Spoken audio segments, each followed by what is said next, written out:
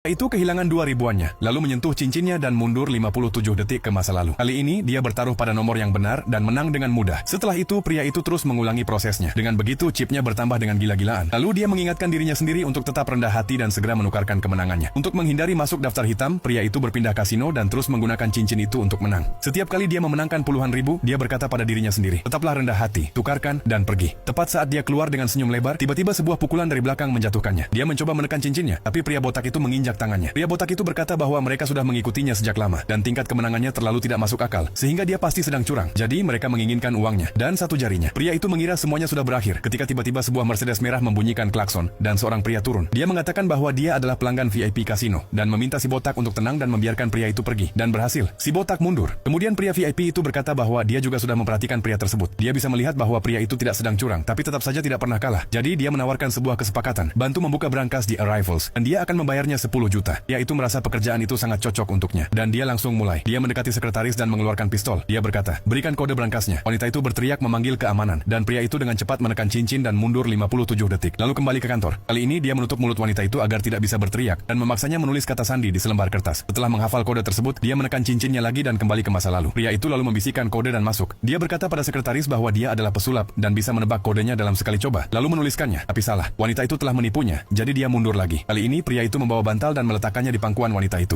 lalu menembak ke dekatnya dan menuntut kode yang asli. Wanita itu benar-benar ketakutan kali ini dan memberikan angka lain. Pria itu menghafalnya, menekan cincin, dan kembali untuk mencobanya. Dan kali ini berhasil. Brankas terbuka tanpa masalah, jadi pria itu menekan cincinnya untuk terakhir kali. Tapi kali ini dia tidak kembali bersamanya. Dia hanya bersembunyi di sudut dan menunggu sampai wanita itu pulang kerja. Setelah dia pergi, pria itu kembali ke kantor, membuka brankas tanpa hambatan, mengambil kotak target dan membukanya. Tapi dia langsung terpaku karena terkejut.